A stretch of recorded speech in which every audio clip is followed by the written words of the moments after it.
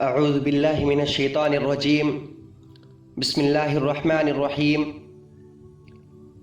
وقضى ربك ألا تعبدوا إلا إياه وبالوالدين إحسانا إما يبلغن عندك الكبر أحدهما أو كلاهما فلا تقل لهما أف ولا تنهرهما وقل لهما قولا كريما۔ محترم بزرگوں اور دوستو،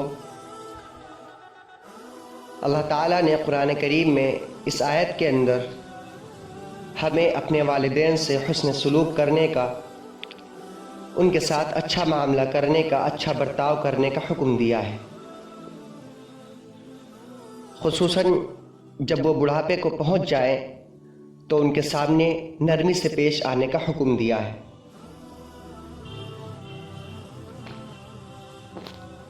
اب دوستو، ہمیں دیکھنا یہ ہے کہ ہم اس آیت پر عمل کرنے والے ہیں یا نہیں۔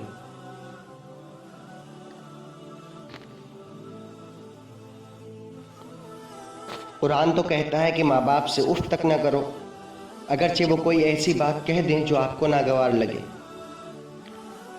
لیکن ہم تو ایسے ہیں کہ ذرا سی بات پر والدین کو یوں آنکھیں دکھاتے ہیں کہ اس کے بعد ماں باپ زندگی میں کوئی بات کہتے ہوئے بھی ڈرتے ہیں، اور جس گھر میں ماں باپ ڈر کی وجہ سے بچوں سے بات کرتے ہوئے ڈرتے ہوں، اس گھر میں کبھی اللہ کی رحمت نازل نہیں ہو سکتی، وہ کسی ایمان والے کا گھر ہو ہی نہیں سکتا۔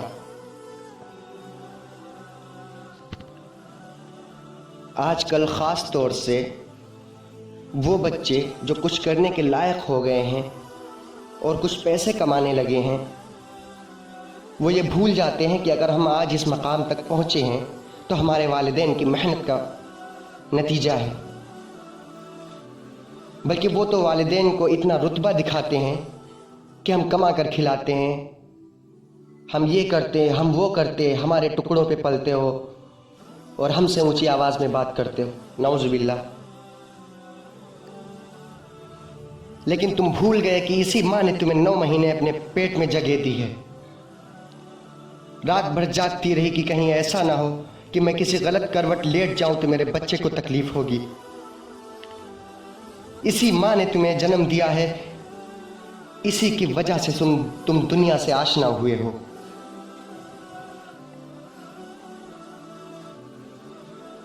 باپ نے کام زیادہ کرنا شروع کر دیا کہ اب بچے کو بھی پالنا ہوگا، دن رات محنت کرنی شروع کر دی، اگر صرف دن میں کام کرتا تھا تو رات میں کام کرنا شروع کر دیا کہ اب بچے کے اخراجات ہوں گے، بچے کی ضروریات ہوں گی، ان کو بھی پوری کرنی ہے۔ زندگی بھر باپ تھکتا رہا، مرتا رہا، دھوپ میں کام کیا، سردیوں میں بھی کام کیا، کس کے لیے؟ صرف ہمارے لیے نا۔ اور ہم نے کیا دیا؟ سوائے تکلیف کے کچھ بھی نہیں۔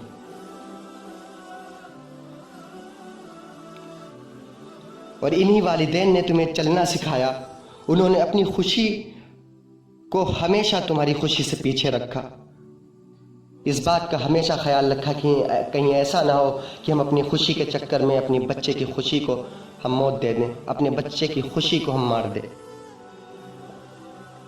خود بھوکے رہے، تمہیں کھلایا، اور آج جب تم کچھ بن گئے ہو تو ان کو اپنا رتبہ دکھاتے ہو۔ تمہارا تو کوئی وجود بھی نہیں تھا، کوئی وجود نہیں تھا، ایک صرف اور صرف ایک گندے پانی کا ایک قطرہ تھے۔ ارے تمہارا تو وجود ہی تمہارے والدین سے ہے۔ آج تک سنا ہے کسی بچے کو اس کی پہچان سے جانا جاتا ہے؟ نہیں نا، ہر بچہ اپنے والدین سے پہچانا جاتا ہے۔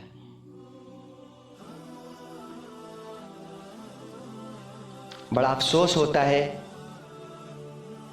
یہ سوچ کر کہ ایک ماں نے 8 بچے تو پرورش کر کے بڑے کر دیے، لیکن 8 بچوں سے ایک ماں نہیں سنبھالی جا سکی۔ شہروں میں اولڈ ایج ہوم بزرگوں سے بھرے پڑے ہیں، اور وہ بزرگ بھی کسی نہ کسی کے ماں باپ ہیں، اور وہ جن کے ماں باپ ہیں نا، وہ سب ویل سیٹلڈ، اچھے خاصے کمانے والے، اچھے پڑھے لکھے، ویل ایجوکیٹڈ ہیں، لیکن افسوس کہ وہ صرف نام کے پڑھے لکھے ہیں، کیونکہ انگریزی تعلیم آپ کو ماں باپ کے حقوق کی تمیز نہیں سکھاتی۔ وہ آپ کو آپ کے ماں باپ کی اہمیت نہیں بتاتی، اس کے لیے علم دین کا ہونا ضروری ہے، جو کہ ہمارے پاس ہے ہی نہیں۔ ہم نے کبھی مدرسے میں جانے کی کوشش ہی نہیں کی، اپنے بچوں کو ہم نے کبھی مدرسے بھیجنے کی کوشش ہی نہیں کی، جس کا انجام آج ہم ہی کو بھگتنا پڑ رہا ہے۔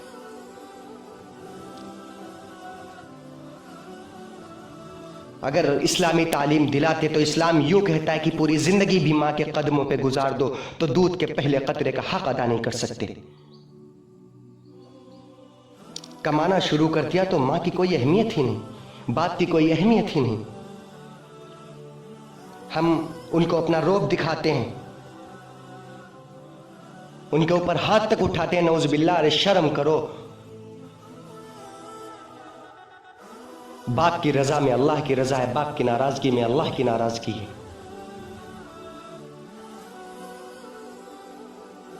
ہم اپنی ماں کو گالیاں دیتے ہیں، کیا یہی مسلمانوں کی تعلیم ہے؟ یہی اسلام کی تعلیم ہے؟